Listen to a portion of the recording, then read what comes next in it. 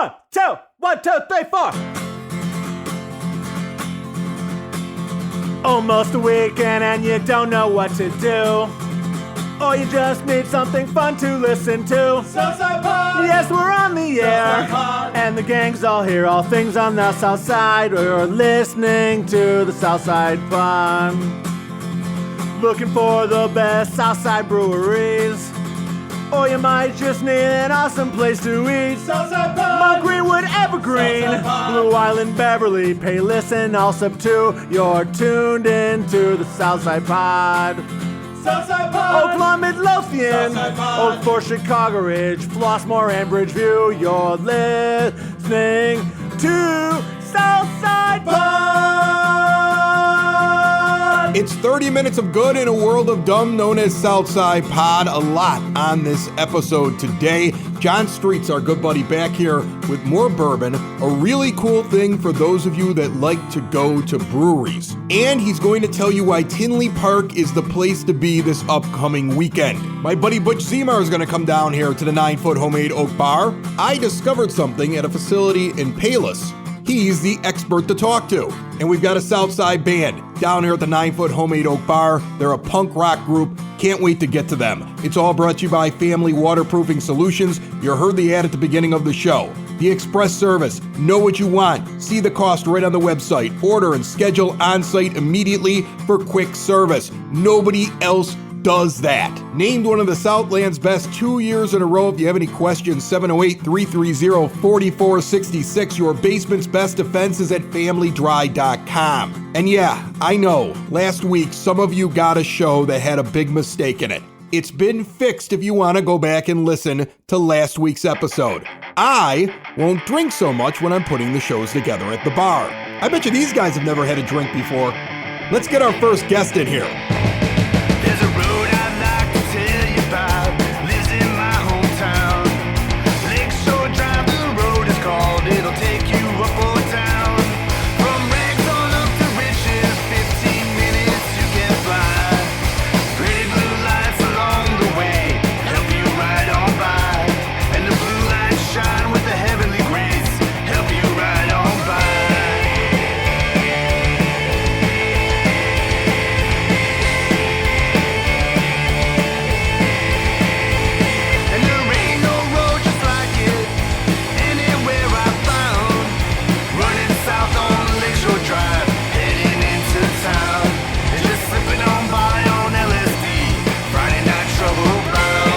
Another band stopping in. I like this. We've been getting more and more bands stopping in on Southside Pod. This is Goodbye Sunshine. Not a calm band, I guess I would say. This is more of a punk band. This is a hard-playing band. This is a band that's going to try to rock your face off. And like when I said, when you come down here, can you do something acoustic? I was laughed at by their manager.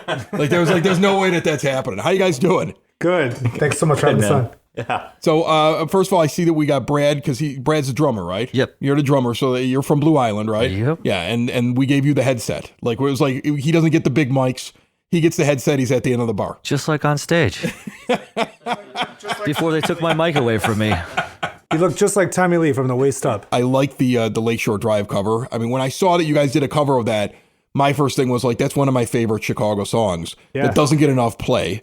Correct. And, it'll be lost on people generations from now because they've changed the name of it. But that's always been one of my favorite songs. Why did you pick that song? Why was that a song you guys wanted to cover? The funny thing about that was we were going to a recording session and we had to come up with another song or two. And it always been in the back of my mind to cover that song. I always thought it was a great song. Right before we were going to the recording session, I began to look up to see if anyone had ever covered that song. And I thought for sure there had to be, even in our genre of punk rock music, somebody had to cover this song. Yeah. And I searched high and low. I called Brad. I'm like, hey, Brad, dude, just check our work here. We couldn't find anyone that covered it. And I thought, man, this would be a great song to cover.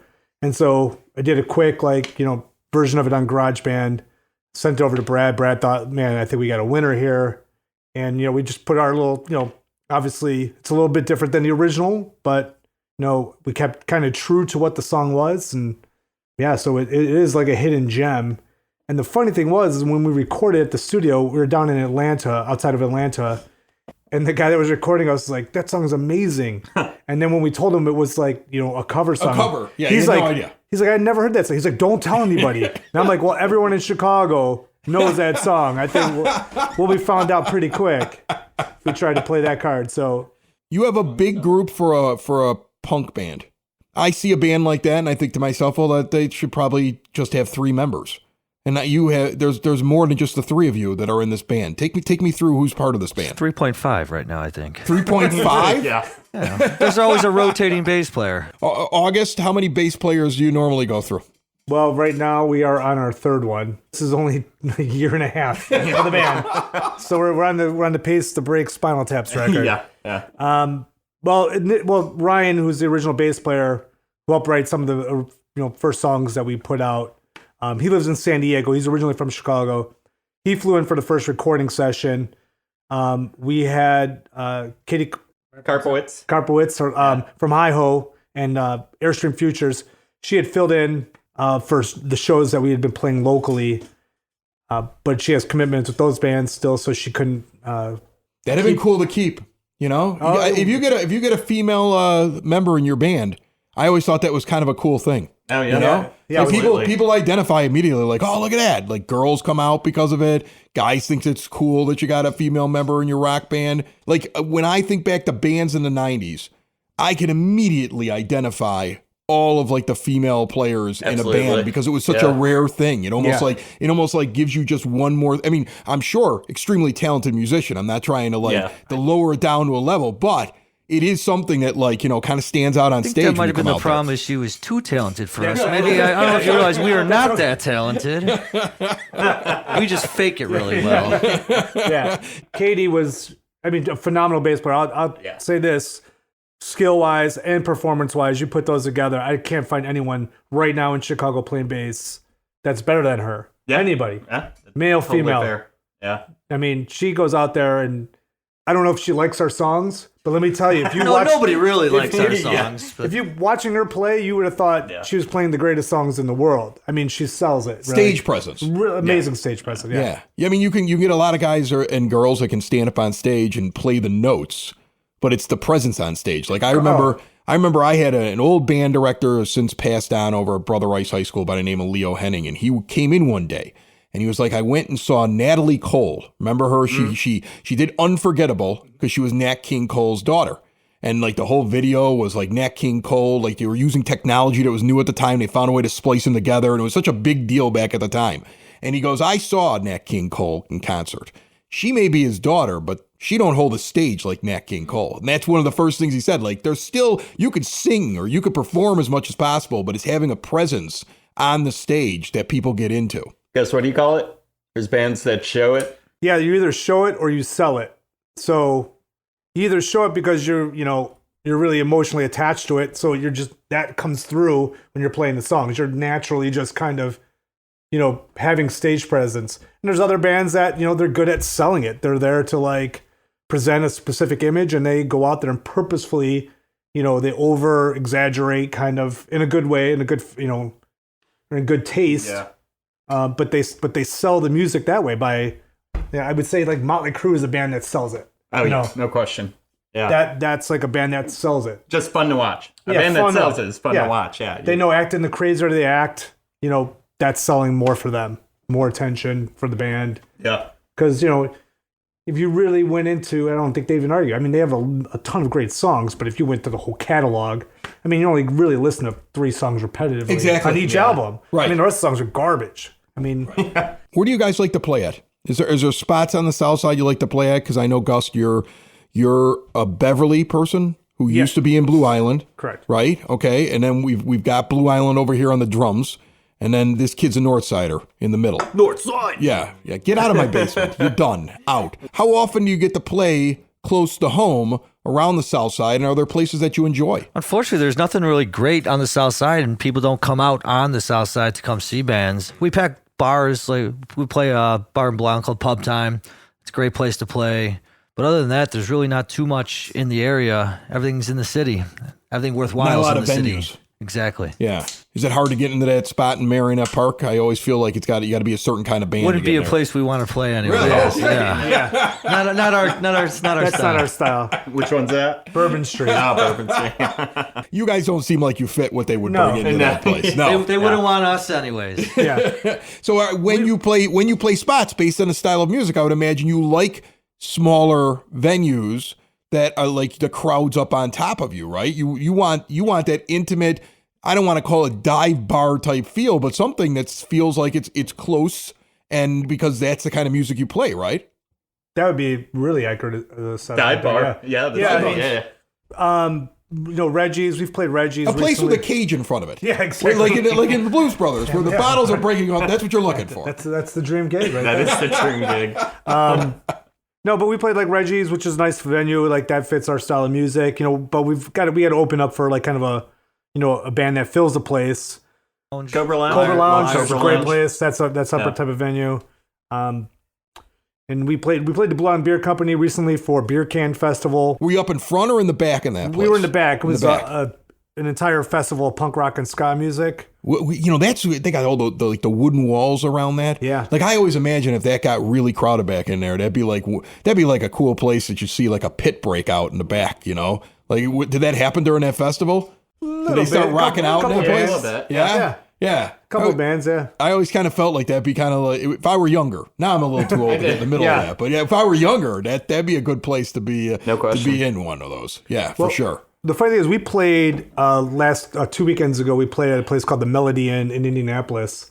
The funny thing is, when we showed up, there was a country western band playing, A really good one. like a really good one. Yeah, they're so they have a country western hour before they shut. Well, they kind of kick everyone out. Hillbilly happy hour. So basically, they bring in a completely different type of audience. Yeah. Yep. That audience listens to country songs with a country band. And then the country band leaves. And if they're not smart enough to understand that the crowd is changing because there are one too many Budweisers They're in for a treat. They're in for a treat. There's a big wake up all of a sudden. But all of a sudden, it was funny because during that transition period, it was a mix of cowboy hats and mohawks. Which thank God we have a country It's song. like a really badly made video game where just the random NPC characters show up. That's what that's like. What do you guys see as the best way that you get your band exposed? I'm very curious about this in terms of like getting the music out there and getting your following and making it bigger, because I know with social media, they do everything they can to try to shut down spreading things unless you're going to pay for it. Sure. So that makes it very difficult for you to do it. It's not the same as it was 20 years ago in the music scene. Now everybody can publish their stuff and put it on iTunes. Correct. And on Spotify and stuff like that. And it's such a flooded area. On one hand, it's great because you can get your stuff out there. On the other hand, you're in the middle of the Pacific Ocean now all of a sudden with a bucket. It's difficult to get discovered. So what do you guys do? Go on these podcasts. Yeah, well, yeah. This is how you end up on Southside Pod because you have no other option. I don't think there's a magic answer because, you hit the nail on the head that it's so saturated. Anybody can put music out at any time. I don't want to go as far as saying it's a bad time to be in a band, but it's definitely more difficult because They get that video going around on the social media of punk rock venue bathrooms with 1 million stickers of different bands. Oh, You yeah. never feel so little as a band until you see thousands of stickers of other bands. Like, oh, Right. I guess there is 1 million of us. Then you get back into the bathroom a couple weeks later and somebody covered your sticker up. Oh, that's us. We cover everybody else's stickers. we got a feud with a band called Fighting for Scraps, and we like to cover their stickers anytime we see one. What You Don't Know. Is this a new one? that's off the first one recording session. Yeah, so it's gonna be new to everybody listening to this. I'll guarantee you that. So yeah, it's a basic love story gone wrong. A basic love story going That's what wrong. the song is about. That's solid. About, girl dumping you for the wrong reasons and then wanting to come back after she dates a real wrong reason. Personal experience? No, He's the real wrong reason. I just flipped it. Correct. I flipped it. That's all. That's awesome. All right. Well, Brad, August, Shane, I appreciate you guys jumping down here. The name of the band is Goodbye Sunshine. What do you want them to go? You want them to go to your Instagram? You want them to follow your Instagram, Facebook? Spotify. Is there like some weird And Spotify, website on the yeah. dark web you want them to do? Go to MySpace. Spotify, MySpace. Zanga. Yeah, there you go. You got an AOL account you want to give me an email for? Remember when bands were doing, they were going on to dating sites and making things? It's still a solid and idea. And they were inviting to a singles event. It was really their show. I think we got to use it. That's a good one. What are you giving that away for? It sounds like a solid idea. Edit that out. Edit that out. That's our idea. Edit that out.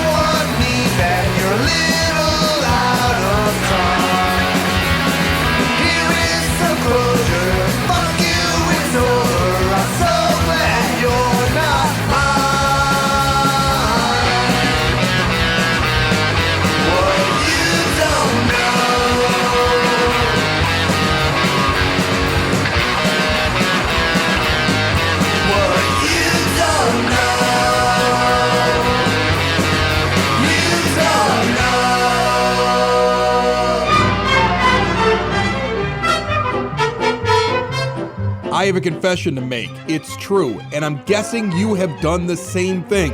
Put more time into thinking about what's for dinner than preparing for your retirement. But if you think your retirement needs deserve more attention, I agree with you, and I want to help you out. I've got a local, experienced, down-to-earth guy who's a friend of this show. He's got a get-to-know-you approach and do the right thing values, and he's been around for over 20 years right here on the South Side. His name is Tom Walsh. He's located on the corner of 111th and Kedzie, and he's waiting for your call. In times of financial uncertainty, how can you stay on track? Call someone who's invested in your success. Reach out to Tom now, 773-779-0023, or pop in at the office right on 111th and Kedzie. Tell him we sent you. Edward Jones, Making Sense of Investing, member SIPC. One of my favorite guests is back because he brings me bourbon. John Streetz is here. How are you, buddy? Doing pretty good, Chris. Thank you. Streetz Arts Alliance. I was just at Mayfest a couple of weeks ago, and it was awesome in Blue Island. And I want to give you a big shout out right away because that was a rain out basically last year. And it was amazing that people still kind of hopped from place to place and you kept some artists inside. But I was waiting to see what it looked like in all of its glory. And it was a couple blocks long. Blue Island was alive. And how many people did you get at that event? We were estimating about 1,500 people, which is definitely a huge increase from last year, which is closer to probably 800 or 1,000. 1,500 is a big number, I think, for a 2-block area. Gigantic. And it was what? It was 4 or 5 hours long? It was 5 hours long. Yeah. It was 12 to 5 or longer for those that stuck around at Blue Island Beer Company and drank more. Oh, I stuck around. You were there. I was there. All the elites were there at the end. It was a who's who. I loved what happened at Mayfest. I thought it was really cool. I thought it was well set up. It would be cool, big band in the streets, end of night. Because I felt like you had the crowd to do that next year, John. Oh, yeah. I can't talk about next year. Well, I was making that suggestion to everybody would hear me. I was telling everybody. Maybe that's why there are some big things planned for next year. I was walking around alone, if you guys really want to do this, we got to blow this out, get Green Day here. Let's get a band, let's get in the middle of the street, let's blow it up at the next Mayfest, and a big giant Southside pod banner behind them while they're playing. That's what I want. Oh, yeah. That's my dream, John. The great thing about this year was it was exactly how we had envisioned it last year, but got killed by the rain. Yeah. So having Old Western just covered with tents, it just was the vision that we wanted, and, everyone came out, supported the artists, and supported the Blue Island Art Alliance. Well, I know that the restaurants and the places that were open up and down the street, it was like a happy busy. They did not expect that. I mean, like, there were a couple of them were like, we are just getting slammed because they didn't think that they were going to have a crowd. Like, next year, they're going to have to prepare for this. Like, Western Avenue in Beverly prepares for the Southside Irish Parade. They're going to have to know this is coming, I think. Exactly. Yeah. Butter Upon Bacon, Bub Cafe, they weren't open yet. They will be open for next year because I'm pretty sure they're opening up in the fall. But they were doing something that day, They had a table outside of their new space, and they were just kind of serving up some sandwiches. Yeah. And I definitely got their chicken sandwich. It was absolutely delicious. It took me about 3 hours to eat it, but that's the problem of a curator, you know? Yeah, you're walking around doing stuff. You were busy that day. Very, very busy. I managed not to drink as much beer as fast as I did last year because I was a mumbling mess towards the end of last year's Mayfest. I turned myself into a mumbling mess afterwards, for sure. I definitely did. All right, we may become a mumbling mess here drinking the bourbon that you brought over. You always bring me something to try out. This one's in an Illinois distillery, right? Correct. It's from Opadan up in Waukegan. Okay. It's a single barrel cask strength bourbon that is 125.8 proof. I love it. We've been drinking it now for a little bit. Yeah. Any comments about it? Well, it's good, and you can tell it's cask strength. Oh, yeah. I mean, like, that's the thing. Like I have a decanter. You can see it around the bar where I put a little bit of every bourbon that I ever get. Like, if I get a bottle, I put a little bit in there, and I just kind of make a blend. And it's really cool because you get all these different flavors. Sounds and it horrendous. constantly changes. It's really cool. So, but when I put a cask strength in, you always pick that out. It really is the most like overpowering thing inside of the bottle. Like, there's a little bit of a cask strength in there right now, and I can still taste it as much as I blend the other things in. Like, I can tell that because it's always a little bit more oily in the bottle. You know, when you make a bourbon, it's thick when it comes out, a little bit thicker than what you normally get in a bottle. They water it down. They put water in the bourbon to get it down to what the normal proof is. When you get a cask strength, especially single barrel, one, it's cool because it always tastes a little bit different depending on how that barrel was sitting in the sun in the winter and what part of the building it was resting in. Did it get rolled in the weird way? There's all these different things you could pick up in it. But then also it's heavier and it's got a little bit of a different taste to it because they haven't watered it down. So I always love a cask strength. That's awesome. Well, I'm glad I brought that one. Yeah. I thought it'd be cool to bring something from Illinois to this podcast, you know? Yeah, I like that. Did you ever get out to Thornton Distilling? That's one that's nearby not here. Yet. Yeah. Not yet, but I'm hoping to check it out sometime You later like this the year. bourbon, and they're on the south side, and you're always doing all these festivals. You got festivals coming up soon, right? I do, actually, very, very soon. You're going to be at one of my favorite breweries, Hailstorm. Yes, that's how I know, because you're going to Hailstorm. Because like they're one of the advertisers on Socks in the Basement, and they're one of my favorite breweries. I was already going there all the time before they said, hey, can we advertise? And then I was like, yeah, of course. And now it's super cool to walk in there. They've got the kitchen in there. I think it's a scratch kitchen now. I just had something. They're making these incredible, like, oh gosh, what is it? It's pork belly. Oh, yeah, pork sliders. belly sliders. Yep. They're nuts over there. They're insane. And their wings have already won an award or something like that. Oh. And they're like a couple months into doing it. Like, they're killing it over there in the kitchen. And then the beers are really good, and they keep changing things. I know they're bringing Dominatrix back soon, which is one of my favorite beers on the south That's a side. triple, right? Yeah. Or is that it a one- quadruple? Whatever it is, it'll knock you on your ass. It'll knock you right on your ass. It's really good, though. It's really good. So when are you going over there? So I'll be at Hailstorm on Sunday, the 28th. That show is from 11 a.m. to 5 p.m. at Hailstorm Brewing in Tinley Park. Obviously, you've already mentioned Scratch Kitchen that'll be there serving food throughout the entire event, but we'll have 25 artists, both inside and outside. Everything from... They have a nice outdoor patio there. Oh, They'll very, put a fire very, pit very in the nice. evening when it's time to do it, and a really neat outdoor patio there. Oh, yeah.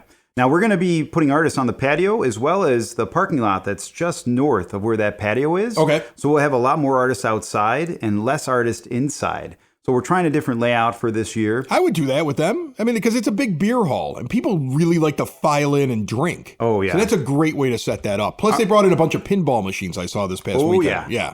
Yeah, I have to take a look at those when I set everything up on Sunday because there's a lot more than I anticipated, and they look pretty amazing too. But yeah, this time, you know, the great thing about the show on Sunday is it's for everyone that's in the area that has nothing to do Memorial Day weekend. We have a really, really nice mix of artists, some brand new artists that have never been there before. You know, Drew with DK Custom Woodwork is going to be selling all of his woodwork there. We'll have, you know, Moonlight Ben, who's kind of a horror everything artist.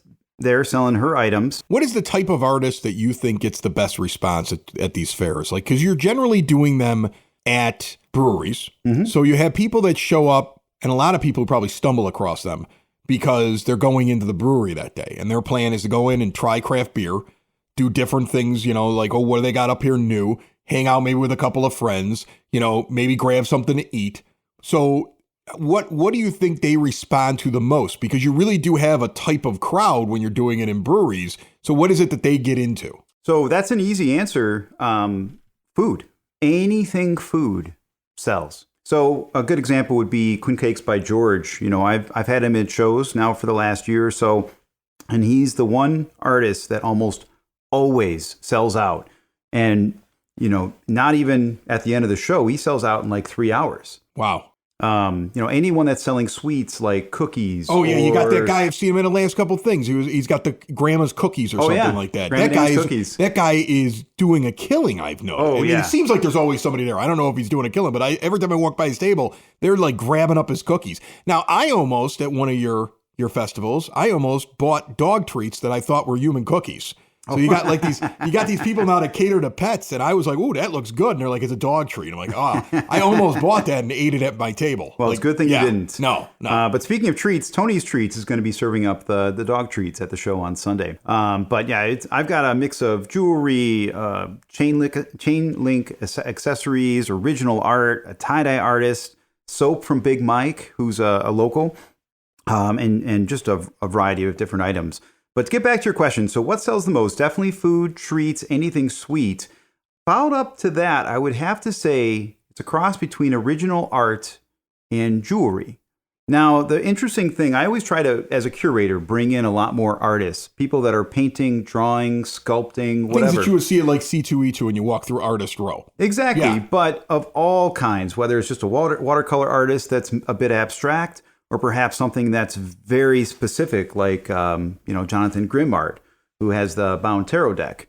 I try to get a little bit of every kind of style at the show, and that's one of the things that makes my shows unique and intimate, is that you're going to find these kinds of unique artists that you won't find at some of the bigger, gigantic shows where you have to walk 10 miles to get from one point to another. Right. This is something that's inside a brewery or on their patio that you can relax with a drink in hand and just kind of shop everything, all these different one-of-a-kind items. Well, that's what I was like. I can have a beer and I can walk along, and then I can sit there and say I'll be back, and they know I'm still sitting at a table, and I can think about it, and I kind of dig that whole scene. You've got another one that weekend too, right? Do you have one on Saturday before the hailstorm one? Yes, the Pet Market. Very simply named the Pet Market. It's for your pets. Yeah, it's everything for your pets. Where's this at? So this is at Sound Growler Brewing. Can you bring your pets in the Sound Growler? No. I'm so glad you asked that. When people see Pet Market, they figure some of these breweries will let you bring the dog in. Well, this is neither of the breweries this weekend. Doesn't do it. Yeah, I know Hailstorm doesn't do it. But you can have your pet leashed on the patio. Tie your pet to a tree and go inside and buy something. That's a great idea. There's plenty of benches to tie him to. I do not endorse that. No. Please don't do that. If you bring your pet, definitely keep an eye on your pet the entire time. Right. But bring friends. So bring you can a child. Turns. Bring like a teenager. One of your moody teenagers. I have 2 of them. I can loan you one. And have them sit there and hold on to the dog outside while you go in and drink. That's what you should do. So how many pet vendors are there to be able to do something? An entire market. In traditional fashion for one of my shows, I have the full swath of everything you could ever imagine at an artisan market. From your original artists that have pet-themed items to someone selling pillows with some amazing, dog and cat motifs on them. I've got dog treats, bandanas, cookies that are shaped like the things animals. that I was going to go eat. Yeah. But dog ties, leashes, apparel, 3D art, all with a little spin of pets in mind. Who comes up with these? Is it the breweries tells you we want to do a pet thing, or they say we want to do an event and you go, it's time to do a pet thing? It's 100% me. Yeah. No, that's a lie. So one of the things I want to bring up, obviously there's the 2 shows this weekend that I really, really want everyone to check out. The Pet Market at Sound Growler on Saturday, and the Flurry of Makers Artisan Market at Hailstorm on Sunday. But if you haven't been to either one of those breweries in a while, they have this little thing called the Passport that they just started handing out at all of the breweries in Illinois. Oh, there's an Illinois drinking passport? Oh, yeah. So I'll show that to you. Where did you get? I didn't know they had this, you because I know Dixie Highway Brewery Trail had their own passport, and I finished that. But you're telling me there's an Illinois brewing passport? Oh, yeah. Where do I get one of these at? So a lot of the breweries, they all get a giant stack of them. I know a lot of people in some of the groups on Facebook have been frustrated because they haven't been able to get their hands on some of those passports because they run out.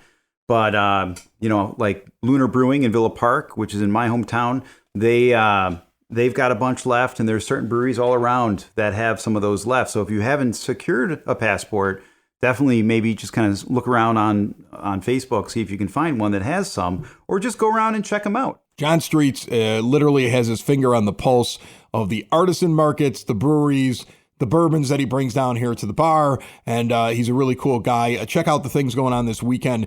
Sound Growler and Hailstorm out in Tinley, both of them. Yes. So just, spend your time out there this weekend. Check out all those artist markets, and John will be back, I guarantee you, next time they have something else really cool coming up here on the South Side. Definitely. Thank you, my friend. You bet. Thanks, Chris.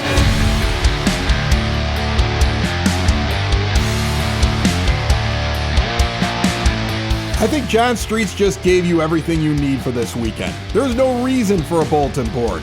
Tinley Park, Hailstorm on Saturday, Sound Growler on Sunday. Just be there. Have a good time. Enjoy the long weekend. Our last guest, I want to get him in here. I know we're running over a little bit, but I got something I really want to get off my chest and tell you this story. I'm bringing in Butch Zemar here. He is brought to you by Sid Sauce. This is a hot sauce I found at one of those artisan markets. That's where you find some of the best stuff on the South Side. Peppers grown on the South Side, hot sauces developed on the South Side, delivered to your door. Check out everything they have to offer at sidsauce.net. How you doing, buddy? Good. How are you? I'm good. I had like a checkup with my doctor. All right, and you do insurance stuff, which is super boring. But your scuba, your time on the aircraft carriers, all that stuff is more exciting. But you do, hover in the insurance, in the medical insurance world. That's what you do for a living.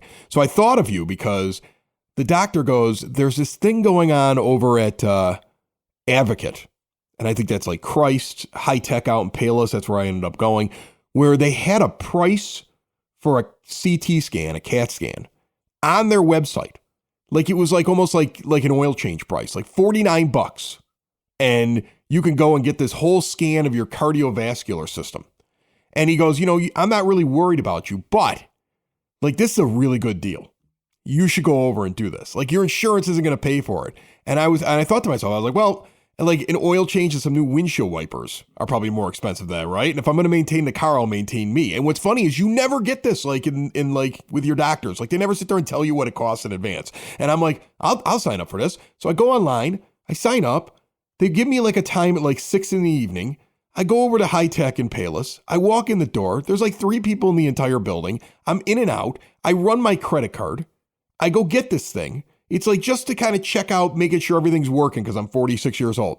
And I'm laughing as I'm in the CAT scan machine because I'm thinking to myself, earlier today, somebody who had a real problem, right? Like they're looking for cancer. They're looking for, they've been injured, whatever it is. They probably spent $1,000 for the exact same thing that I just spent $50 for. 100%. Isn't that crazy? Insane. Yeah, it's insane. They could do it for $50. You could, like, I want to go out and buy a CAT scan machine right now and just give people CAT scans for $50, and I don't need the podcast anymore. It feels like I make a ton of money doing it. Well, the ROI isn't there. It's very expensive to run those machines. But obviously steal a CAT scan machine. Yeah, steal one. Yeah. Wait outside for them to throw out an old one and then reconstruct it like some sort of like Avengers movie because everybody there can just make anything they want to. 100%. You see Quantum Medium? Yes. You see that? Mm-hmm. You see somehow the daughter goes from being like a 6-year-old whose father is a thief, and then she's just making something that gets them to go into the quantum realm as like her high school project.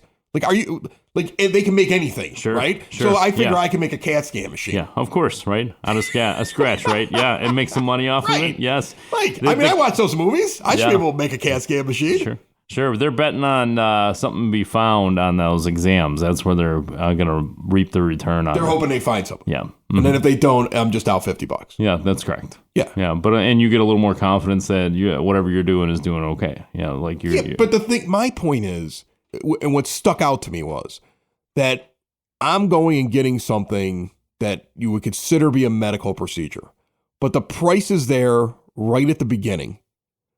And it's something that I was able to rationalize and say, yeah, that's worth it.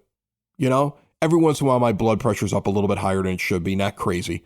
But he's like, I don't think you need pills or anything like that. But what would be the harm in just checking and seeing, like, are you going to have a problem in 15, 20 years? And I'm like, well, I would like to know that. I'd like to know if there's something I got to change, right? I mean, if he tells me I can't drink beer anymore, well, then I'm just going to die because that's whatever. Not going to happen. I'm not giving up the bourbon. Yeah. Okay. I'm not giving up going out to these breweries and everything for this podcast, but I could probably make other changes. But to me, the idea that it was like sitting there and it was a price that I could see, like the thing that hit me in the brain, like smack dab in the front of it, was I get all these things for like an oil change or car service. Like the dealership, I have a Ford, will send me a thing telling me, we'll give you this, we'll do this, we'll do this, and here's a coupon. And then I'll get something from like a Jiffy Lube, right? And Jiffy Lube is sometimes cheaper, at least it used to be, right? But Jiffy Lube's like independently owned. Some of them are good and some of them are bad. Some of them, they're hit or miss, right? I could walk in there and walk out without my cap screwed on correctly and have like a $200 problem because the guy just started running a Jiffy Lube and he doesn't know what he's doing because they change ownership constantly, at least around here where I live. So I just go to the dealer and maybe pay a little bit more, but I can see the price comparison and make that decision about my car. If my car dies, I just buy a new car. If I die, that's it. You would think I should be able to do the same thing, like, right? I mean, like, I don't understand why I can't do that. Because you're using logic, and logic is thrown out the window. And part of it was because somebody else paid the bill for so many years, and that's why we're in this mess, right? Because there's always somebody else to pay it. And then today it's being passed on more and more to the consumers, and we're demanding more, right? That's why they're supposed to have an onion board anyways now, but they're fighting it. But yeah, it's easier to make educated decisions. You could decide if you're going to do something or not, but it's just not readily available in the healthcare world. I 100% agree with you. I think that your listeners to the podcast need to start demanding at their provider level. I think that's going to make some changes. I also think that there's currently a shift in the larger group space where they're educating the employees to move to better, they're encouraging them to make better outcomes and financially rewarding them for it. And so, meaning not just a wellness visit, but go to facilities that display the prices and display their quality of care. I just want to go in. I want to give them the money. I mean, eventually, I would imagine they'll start putting a credit card charge on there and there'll be a tip line in the hospital. Yes, right. But I'll take it right now. I'll take that. I'll tip them. If they can give me the prices, I'll start tipping at hospitals. There we go. Sounds like, as long as they get a cash bar, right? Right, exactly. They need that as well. Zemar Podcast. Yes. You can get it everywhere and at the Zemar Podcast. TheZemarPodcast.com. Thanks, buddy. Thank you. It's the Southside! It's the Southside! It's Southside Pod! Thanks for listening! Thanks for tuning in to the Southside Pod! Y'all come back now, you hear?